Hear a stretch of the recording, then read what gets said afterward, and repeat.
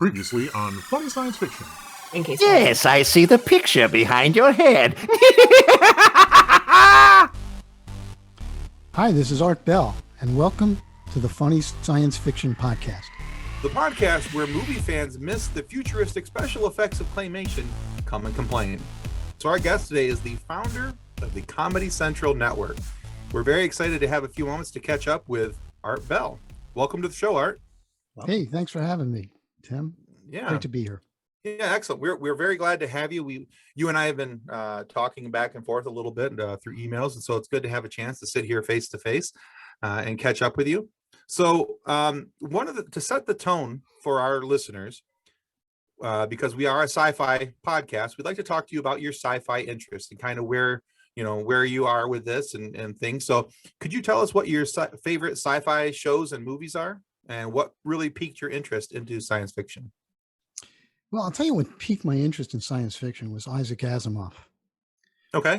Followed closely by Ray Bradbury. I mean, I was addicted to those guys as a kid. I read everything they wrote. I thought I, Robot was a work of genius. I still do. And so, yeah, I was kind of a nerd as a kid. So I read a lot. And that's where that started. I did also grow up on a steady diet of 1950s sci-fi films, all the UFO films and the black and white sci-fi films that were really kind of badly disguised criticisms of communism and the communist threat in America, invasion of the body snatchers and all that. Yeah. I kind of cut my teeth on that. And of course, it was Star Trek. I was in seventh grade when Star Trek was on. So, and that was like the coolest show ever. It wasn't on for too many years, though. A couple of years. Right. First. And again, sci-fi was really a big part of my life. And this may sound odd, because I liked science.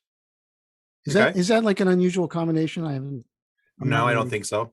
Yeah, I thought science was really cool, and I actually briefly considered becoming a scientist. And so I kept my eye on sci-fi when I was younger. I read Dune. That was a big one for me. Did that movie come out yet? The new one? No, not yet. Yeah, I figured I would have heard later about this year. Yeah, I think late 2021 it's supposed to come out. I think it's supposed to be a Christmas release. Yeah, well, I hope it's good. The first one kind of crashed and burned. I think I ended my love affair with sci-fi that moment. But, hopefully... You're not the only one. Current sci-fi is a little harder to define. My kids are constantly putting me in touch with some sci-fi stuff, but I honestly can't tell you what it is, because a lot of times it's not stuff I like, and I end up going back and reading some of the older stuff.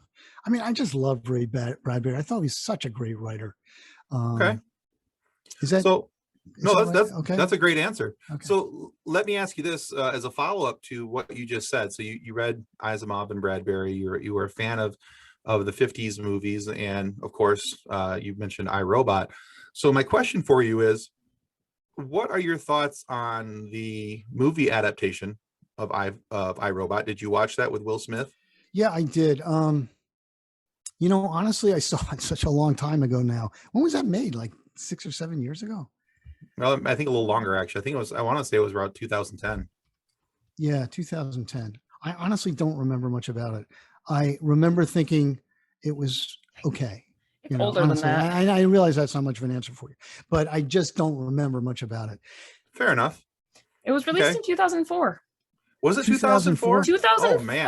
I know. Okay. So you know what? I'm going to ask you, is it fair to ask me about what I thought of a movie 16 years ago? Yes. Can we not be okay with 2004 Okay. being 16 right. years ago? That was Well, I'm going to ask you, what you thought about movies that were released in 1977, like Star Wars. So, you can do that. You could do that, but I was more impressionable then. I was probably multitasking when I saw iRobot on TV, doing, a number of things, taking care of the kids, watching other stuff. How it all kind of fell apart. I understand. And I'm having a hard time at the moment struggling to think that iRobot is older than my youngest child. So that scares me. That's Time flies. Okay. Time flies, especially when you're a parent. Yes, it does. That is absolutely true. All right. So yeah, so that's a nice broad base there that you have for sci-fi. Excellent. So your website, your biography on your website also mentions that you did a little bit of musical theater, that you were Motel the Tailor in Fiddler on the Roof in college. Muddle the Tailor, yes, that was my big starring role. Which is Semi-starring. awesome. I mean, I'm a huge musical theater fan. Tim's not, but No. we'll get to the things that are wrong with Tim later. But was that like a one-off thing? Was that your only interest in musical theater, or is that still something that you go back to? Well, it was my first real experience being in a musical where I had to sing and dance. Mm-hmm. I was always interested in theater, and I did some theater and performing and sketch comedy and stuff in college. Not too much in high school, but in college, I really got into it. And amazingly enough, in graduate school, I went to Wharton Grad, which is a business school. They had something called the Wharton Follies. And I know you're all excited about hearing about this, but the Wharton Follies was a satirical musical comedy put on by the students. Now, that may not sound too good, but when I went to the first meeting, what I found was a lot of people from Harvard Lampoon, a lot of people who were professional choreographers and musicians and actors who wanted to get the hell out of the entertainment business and onto Wall Street. Now, I was trying to go the other way. I was trying to get into the entertainment business. Right. But there we were, passing like ships in the night. And we put on a hell of a show. We were on, they actually put us on the Today Show in the first year because we were notable. I'll leave it at that. And the second year I wrote the show, and it reminded me of how much I enjoyed writing comedy. But to see me dance in any of these shows was really not worth the price of the ticket. I was a pretty good singer. I have to say, Muddle the Tailor had to sing Wonder of Wonder, Miracle of Miracles. And I won't sing it for you, but you know the song, right? Mm-hmm. I mean, it's very famous. And it's a solo. And there was a 35 or whatever it was piece orchestra in front of me. That was just the coolest thing that I could ever imagine. And I had to take singing lessons. I mean, when they cast me, they said, "Can you sing?" And I said, "No." "Can you dance?" "No." "I can act," I said. And they said, "Well, we're going to teach you how to sing and dance." And they gave me singing lessons. And I learned how to sing, and I forgot everything. But I did actually pull off the solo, and I really enjoyed it. And see, now I'm just wondering if there's video of you dancing somewhere. There is, but I'll be back. hopefully you'll never I'll be off to Google. I'll be right back. Back row. I was in the back row always. Oh, by the okay. way. Well hidden then. Very good. So we're always exploring the humor of things and what people like to find funny.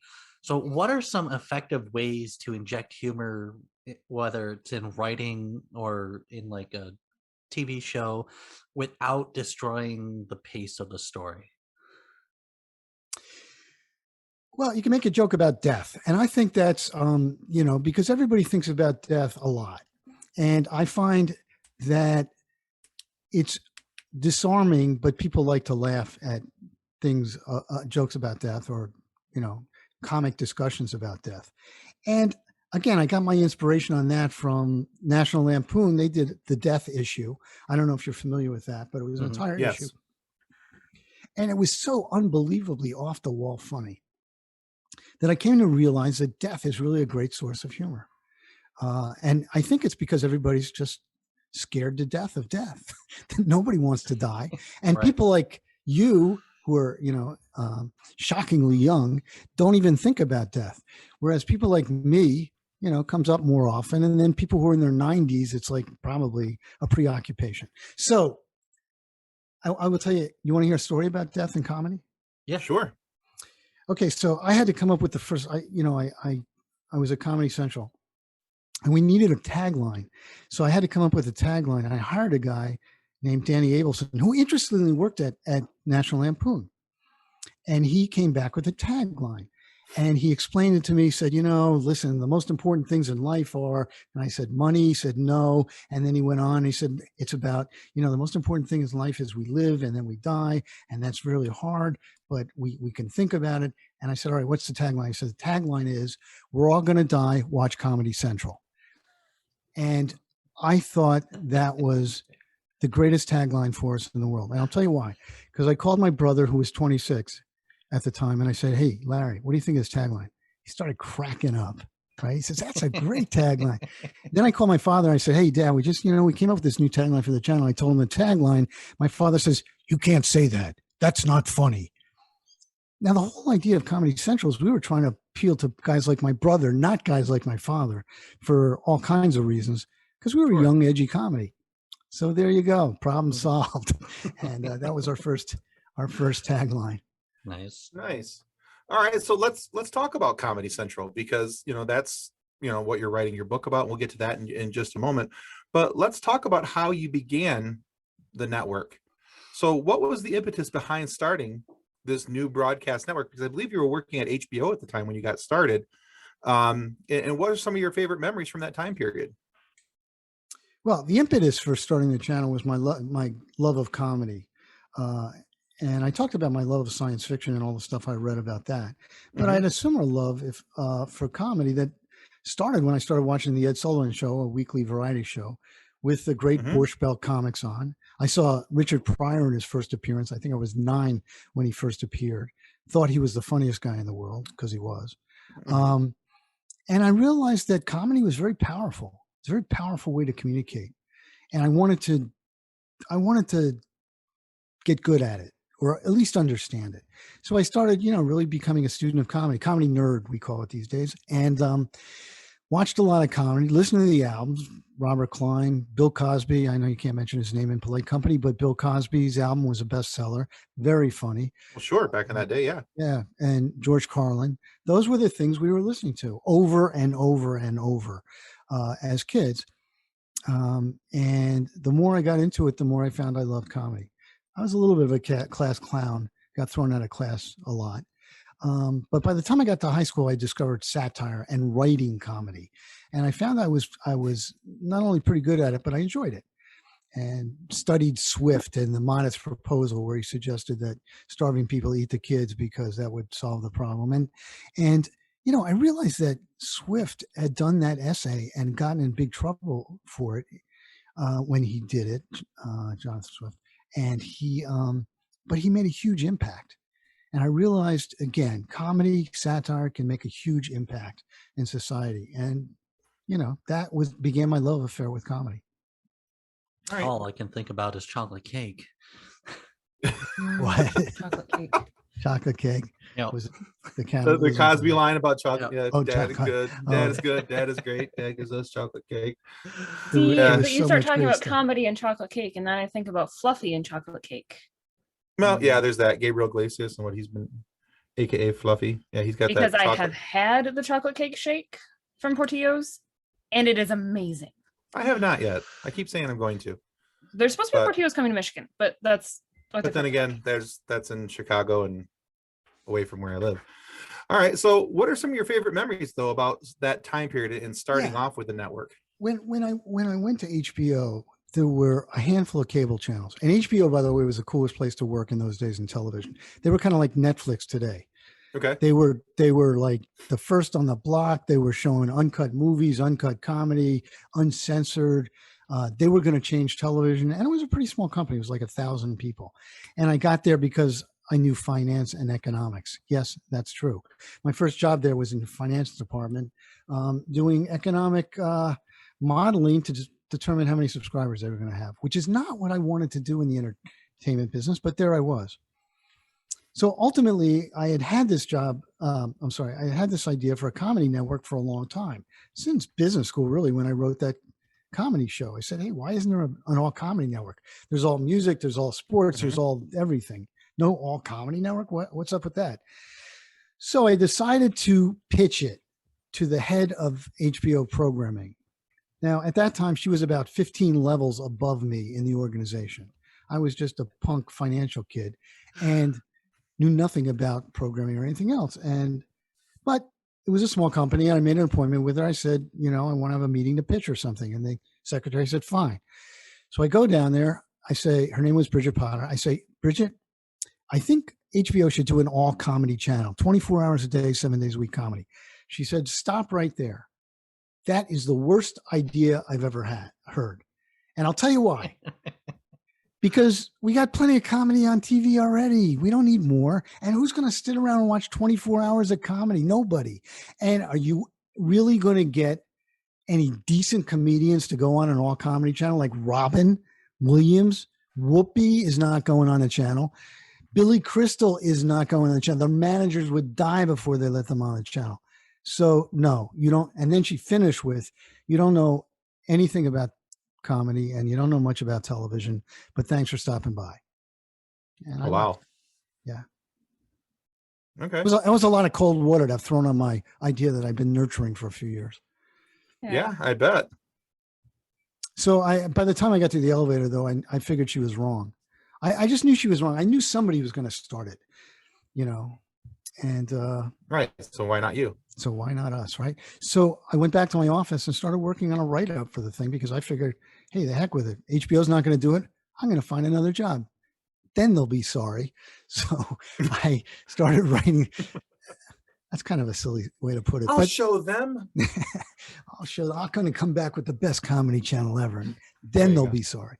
Anyway, so I started writing it up and over the course of a few weeks. And I was going to staple it to my resume, honestly, and send it out to Viacom and Paramount and all the other places, see if they wanted to do it and give me a job. I was young and had no reputation in the business. So what did I care, right? Right. So along the way, as luck would have it, my boss's boss was walking by my office. He said, "What are you working on?" I said, "This idea for a new channel I have, He says, "Well, let me see." So he looked at it. He goes, "Wow, this is great." I said, "Really?" He said, "Yeah." He says, "I think Michael Fuchs, the chairman of HBO, should see this right now." I said, "Right now?" He said, "Yeah, come on, let's go. We're going to his office." I had no presentation materials. I had no idea what I was going to say. And by the way, Michael Fuchs had just been named 2 weeks earlier as the most powerful man in Hollywood by the New York Times Magazine in a cover story. So no pressure. No pressure. I mean, if I got in the elevator with Michael Fuchs accidentally on my way to work, I'd break into a sweat. This guy could destroy your career, probably have you killed, with no trouble at all. I was afraid of him. And we were about to walk into his office with no appointment.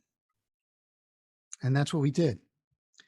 And Michael looked up and said, "The hell are you guys doing here?" That's really what he said.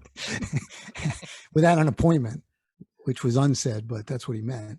And my boss's boss, name was Larry. Larry said, "Art has an idea. I think you ought to hear it." So I pitched my idea. I pitched my little heart out, gave him the whole vision that someday this thing will be the center of the comedy universe. And HBO really has an opportunity here. And he bought it. He said, "You know what? We should see if that'll work. Let's do some tests. Let's make a demo tape. Let's do some research, do the finances." Boom. And Cool. that's how we get started. All right, cool. So talking about the success from your career, going from HBO to Comedy Central, like you were just talking about, obviously, since you were turned down the first time you mentioned it, not every idea is a success. So how do you deal with the failure? And do you have sage advice because of your years of experience? Do you have sage advice for people who are struggling with those feelings of failures outweighing their successes currently? Yes. The way I did it and the way I recommend other people do it is you have to look for, even in failure, there's little glimmers of hope and success somewhere. I always point out that whatever your job is going to be useful to you in your next job, whether it's good, bad, whether you succeed or fail. You're going to pick up stuff that's useful in either getting your next job or doing your next job. And that's the way it works. So there's that hope right off the bat. With me, and you talk about Comedy Central as if it were a success. The name of my book, it's a memoir called Constant Comedy, How I Started Comedy Central and Lost My Sense of Humor.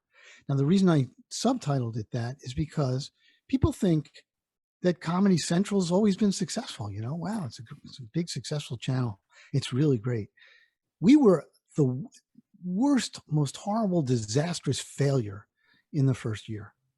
It was just, I can't explain to you how embarrassed Michael Fuchs was about the whole thing and how bad it was. And the press creamed us. And they said we weren't funny. We were the Gong Channel. We were Michael Fuchs flat on his face, on and on.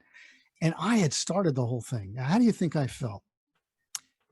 Bad. If you're thinking bad, you got that right. I felt bad and I felt responsible, but I looked for little glimmers of hope and success. And the first little glimmer of hope and success was Mystery Science Theater 3000. And that's probably something that's familiar to a lot of your audience. Very much so. That came in the mail before we launched. I kid you not. The head writer, who was named Eddie Gordetsky, said, he came in one day, he said, "Hey, we gotta have a, that's how he talked. We gotta have a show where comedians watch movies and make jokes." And we said, "Yeah, that's a good idea, Eddie." So Eddie went off and started developing that show. And then a week later, literally, in the mail, we get a cassette and there's a letter with it. And it said, "Hey, we hear you guys are starting a comedy channel. Is this something that would interest you?" And it was Mystery Science Theater 3000, the tape. They'd been producing it at this like UHF station in Minneapolis. We flew out there immediately. I mean, this was like a dream come true. But at that moment, I thought, okay, win, lose, or draw. One of the hopes for a comedy network was that innovative comedy would come to us.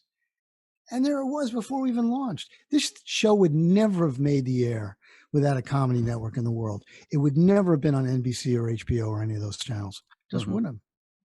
And it would have been lost. But there we were. So that was my glimmer of hope then. Nice. Excellent. So we like to look for suggestions about different types of recreation and fun. So like, how do you keep yourself recharged and your creative mind focused? Well, music has been sort of a constant through my life. My mother was a piano teacher. We were required to play piano before we did anything else, including eat. Before we watched television, we had to practice. I had two brothers. It was a horrible thing. It was abuse. But that's how we grew up. And I learned to love piano. I grew up on classical piano, but when I got to New York City, I decided I want to play jazz. So in my 20s, I learned how to play jazz piano, which, talk about keeping you on your toes. Jazz piano is very difficult, especially after classical. And then when I was much older, I won't mention the age, but it was 10 or so years ago. I don't want to scare anybody. I took up jazz drums for the same reason. I just said, man, wow, jazz, it's cool. What are those drummers doing? I can't even figure it out, right? But I noticed that the drummers were always the guys playing and dancing. They were always moving and dancing. They looked like they were having the best time. Miles Davis, he didn't look like he was having such a great time. I wanted to be a drummer. So I learned how to play jazz drums, and I love that. And talk about diverting. You can't be thinking about too much else while you're playing piano or drums. You just can't. Mm-hmm. It's really focused. It really focuses you. The other thing is I like skiing. We're getting into my hobbies now. And we also recently took up scuba diving, which I got to recommend to everybody. What a riot that is, if you don't mind, a sport that's really characterized by don't die at every minute. Don't die. This is really cool, but don't forget not to die. No, it's not. That's why I went into it. It's really not that bad.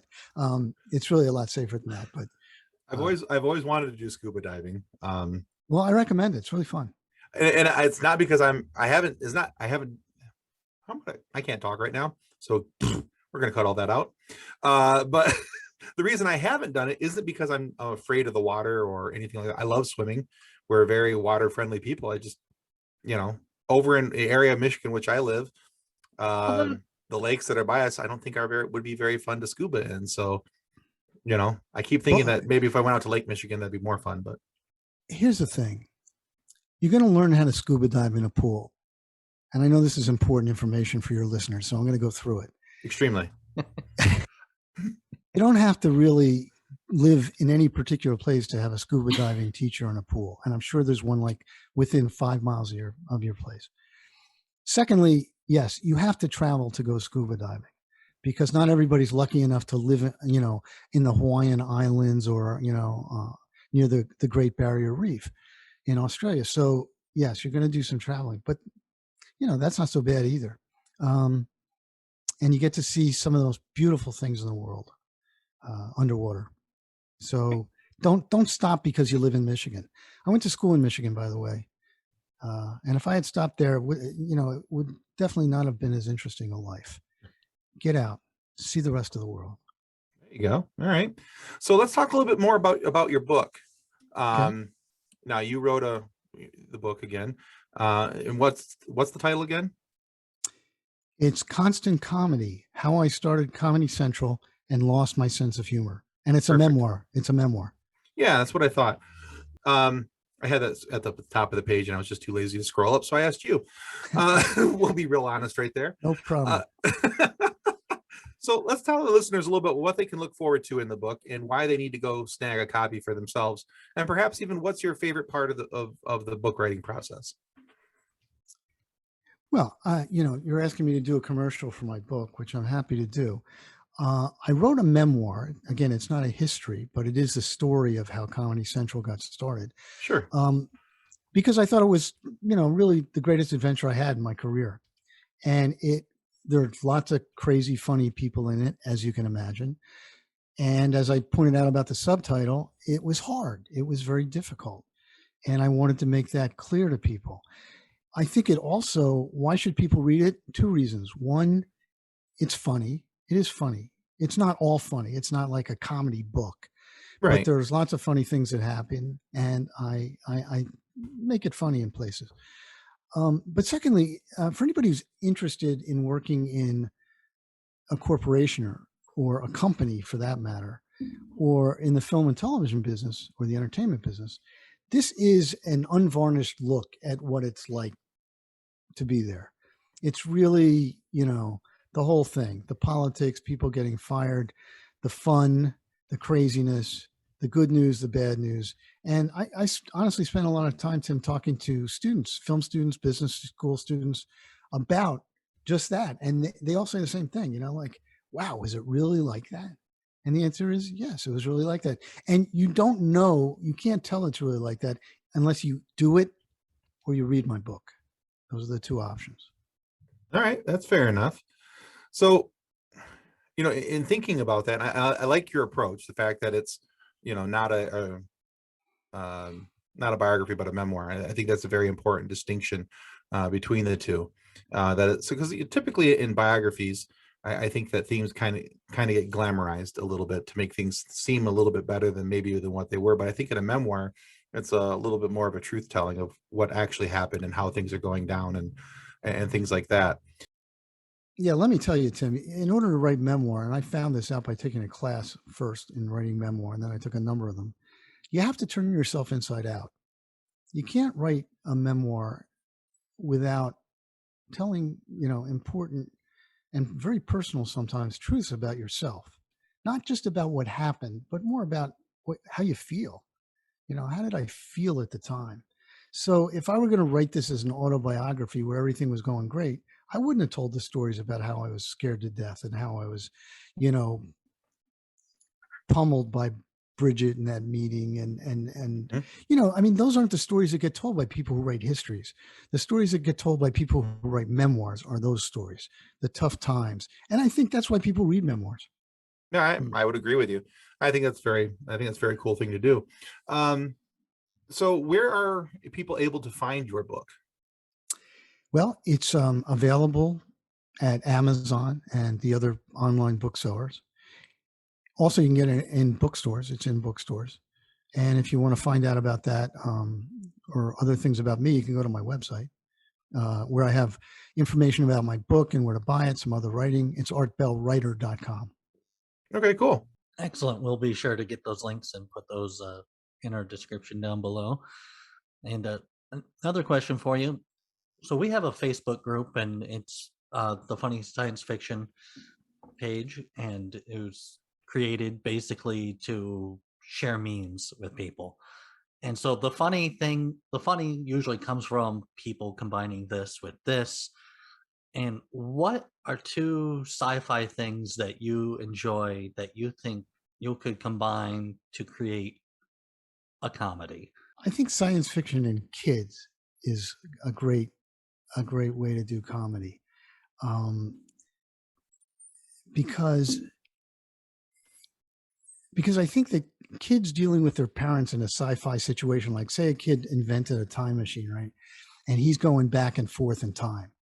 And he comes back and he tells his parents, I just checked out myself in the future, and it turns out I'm the leader of the free world. And the parents are like, would you just get back there and do your homework? You know, I mean, we don't want to hear this stuff. And just the crazy things that might, I mean, that's a circumstance that might be a great place to take off from. Interesting. But I think kids are generally a good place to start when you want comedy. Found a question in a past interview that you were part of, but I think that it's still a relevant question, and I think it's one that our followers would actually like to know. So the entertainment industry, like everybody else, is trying to navigate these new waters and trying to figure out their norm during this completely unnormal time. So how do you think that the comedy business can and should reinvent itself? Well, it's a good question. And I think most businesses, you're right, are going to reinvent themselves to a certain extent. Stand-up comedy in particular is a discipline that requires a relationship between the performer and the audience.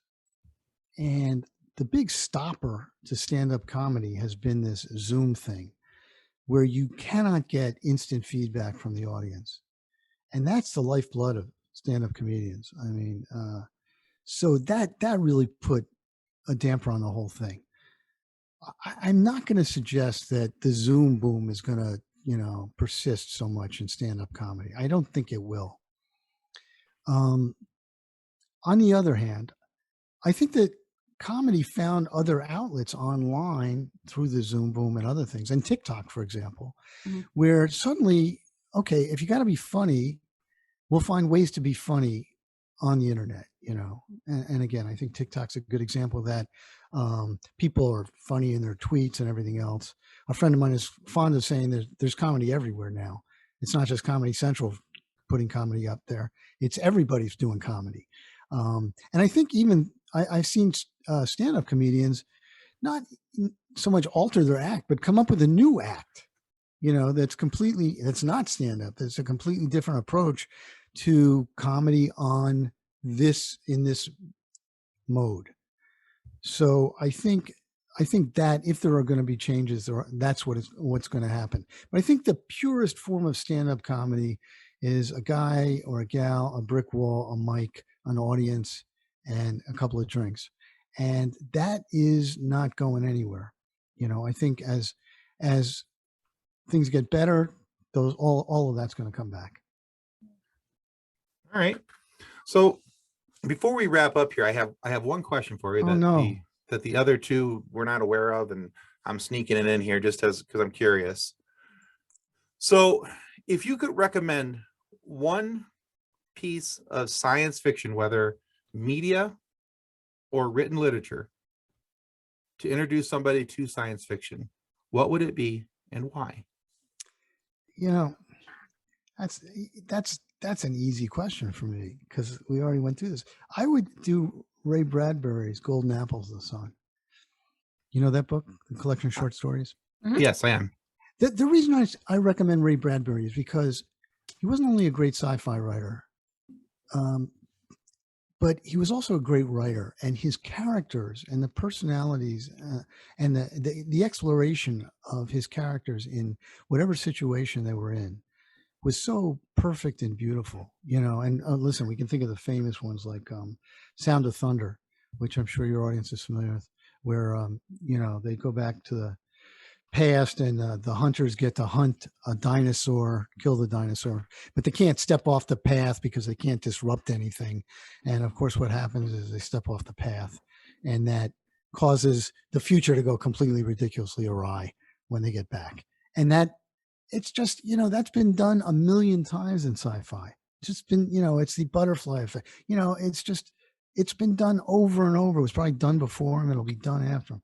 He did it beautifully. He really did it. He just nailed it is the way I got to say it.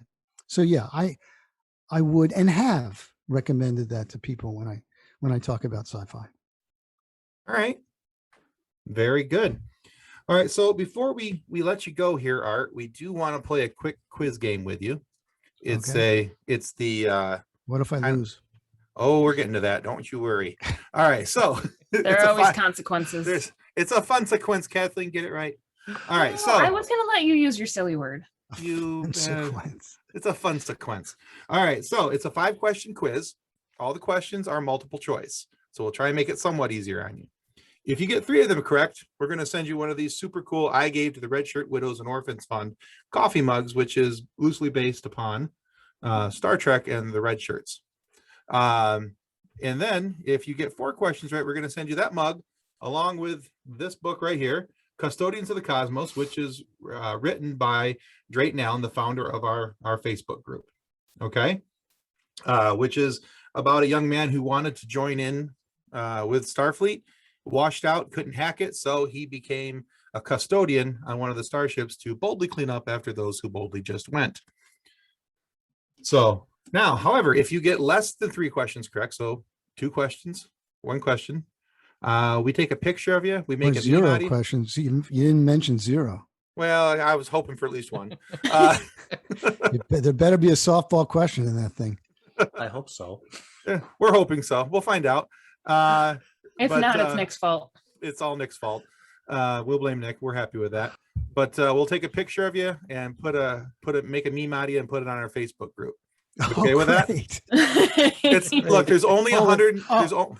My lawyer's just calling in. Let me just take this. There's only 122,000 members, so not very many people will see it. Okay. So. And you'll be That's in a relief, right? good company with Dan Povenmire. Yeah. The creator of Phineas and Ferb. He got memed. Oh, really? He did. Yeah. I'm gonna get. There's memed. a couple others. I don't remember who Wait a else is in our second. Can I meme just world. retire now and say meme me because why waste everybody's time here today with 5 questions I don't know the answer to? Okay, go ahead. Yeah, you might. You might be surprised. These are all based on 1950s sci-fi. Okay. You have a fighting chance, sir. I think. And that's if true. not, blame Nick. And again, Okay. if it doesn't, if you suck at it, just blame Nick. We're okay with it. All right, Nick, lead us in. It's actually me first. Oh, Kathleen, that's right. Kathleen, please get started with the quiz. All right. Question 1. Which movie does this tagline belong to? A Titanic beauty spreads a macabre wave of horror. Attack of the 50-Foot Woman, Teenagers from Outer Space, or The Amazing Colossal Man? Attack of the 50-Foot Woman. Correct. And Nice, that might you be your already got softball one. question. Yes. I'm so happy. Can I go tell my wife? Hold on. All right, got one go right. ahead.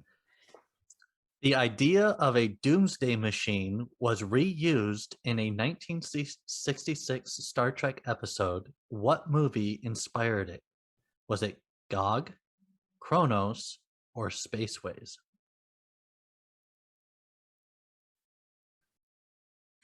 See, that's interesting. I was going to say Dr. Strangelove, but that's not one of the choices. Give me the choices again. Gog, Kronos, and Spaceways. All right, I'm guessing Kronos. You are correct. Well, 2 for 2. Yes. Wait a second. What year was Kronos? Nick, what year was Kronos? I don't know. I just pulled the quiz off the internet. Oh, you believe that crap on the internet? If it was on the you know internet, what? it If must it's- be true. if it's Abraham Lincoln after- told him so. If it's after 1960 when Dr. Strangelove was written, you're up the creek. But It was 1957. oh, phew. All right, so Strangelove stole it from that. Okay, good. All right, enough. question 3. Which was the first sci-fi space adventure to be made after World War II? The Thing, Destination Moon, or Rocket Ship XM?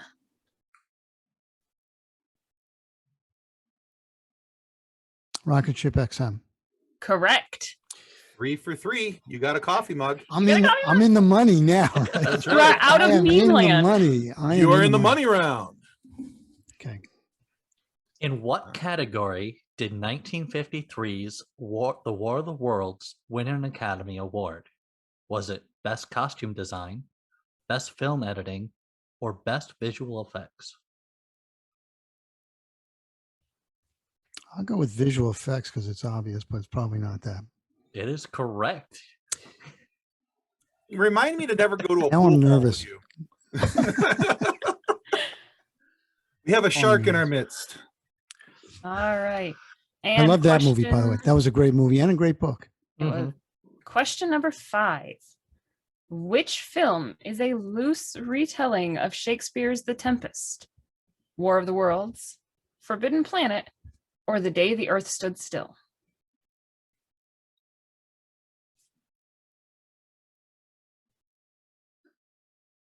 Forbidden Planet. Correct. You just aced this quiz. All right. You went I'm 5 for so 5. proud of myself. Apparently, You know, Nick gave I you look all for soft- one good thing to happen to me every day, and it's not even like 3 o'clock.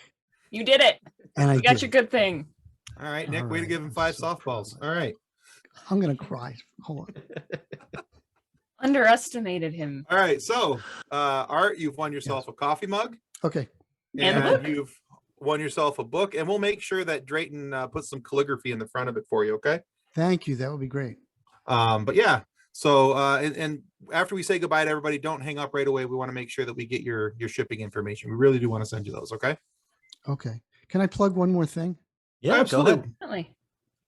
My friend Vinny Favali and I, who were there at the beginning of Comedy Channel, decided to do a podcast in honor of the 30th anniversary. It's called the Constant Comedy Podcast, and we're talking to people from way back at the beginning. It's been so much fun. We Awesome. did talk to Kevin Murphy, who plays Tom Servo and has for 30 years on Mystery Science Theater 3000. One of the best conversations we had. I thought your audience might be interested in that. It was really a lot of fun. Absolutely. That's great. They can where find we that fi- on my website or, wherever you get your podcasts. What was the name of it again? Constant Comedy? The Constant Comedy Podcast with Art Bell and Vinny Favali. Perfect. All right. We'll make sure that we get people to know about that. Nick, Great. how are they going to know about that? Because I'm stepping all over Nick's lines today. And Kathleen's. It's all Where right. Where would people go to? I know you. He had already already mentioned them, mentioned but all can we this. mention them again so that we don't lose? We're going to fix all this in post because I am just tripping Jeez, over I all hope my so. shoelaces. No, I think I'm- you should keep it. Come on. This is behind the scenes kind of stuff. The bloopers. This will be in our blooper reel for sure. We should just How start did Tim releasing screw us bloopers up here. this day? Well, here's the reel. I don't know. We've got some pretty good bloopers. We could put out a funny science fiction blooper reel. Very easily. I'm buying. Yes, you can find my podcast by either going to my website, artbellwriter.com, and going to the podcast tab, or to iTunes or wherever else you get your podcast. Awesome. Right. Thanks. And we are going to make sure that we put your website in our description, in Thank you. addition to the other things that you mentioned earlier when Tim Beautiful. messed us all up again. And see, that's how it's supposed to go appreciate right it. there. Okay. All right. So, appreciate kids, we want to remind you that subscribing is the single most important thing that you can do to ensure that we get a continuation of amazing guests like Art Bell and funny moments for you to listen to when I screw things up. But please subscribe. It's going to help our show more than you're ever going to know. And of course, be sure to check out Art's book, Constant Comedy, his story about going into starting Comedy Central. And then also you're going to want to check out his podcast, the Constant Comedy Podcast. That sounds like it's going to be a hoot, and he's got some great guests coming in over there. So check out what they're doing over there. Now, if you're not happy with the content of our videos, and trust me, we've given you plenty of reason today for you to not be happy. All you have to do is submit in duplicate form, of course, and the head of our complaint department, funny man Richard Pryor, and although I can't repeat what he's going to say about your complaint and why you're complaining about it, I assure you that it was going to be both funny and insulting, yet extremely effective in another way. He'll get it taken care of. Thanks again, Art. Thank Goodbye, you, guys. everyone, and thank you for watching. All right. Thanks, guys. Thanks for watching. Our show is brought to you by our charity sponsor, the Red Shirt Widows and Orphans Fund, which supports the Wish Upon a Teen Foundation that helps out sick kids when they need it most. And just imagine the comfort that you'll give Red Shirt crewman number 56. You'll know that when he puts on the red shirt and goes on stage going into can't say that word. You'll know that when he puts on the red shirt and goes on stage going into anaphylactic shock from the tomatoes 9 minutes after the second set, that he didn't leave his family destitute and without hope, because the Red Shirt Widows and Orphans Fund has his back, and the tomato-stained com badge. On behalf of the rest of the hosts of Funny Science Fiction, we'd like to thank you for listening to this episode. If you'd like to be a guest on one of our future episodes, please contact us by means of our Facebook group, Funny Science Fiction. You can find us on Twitter or Instagram using the handle @FunnySciFi, or you can go to DraytonAllen.com and click the Contact Me link at the bottom of the page. Thanks again. Hope you enjoyed the episode.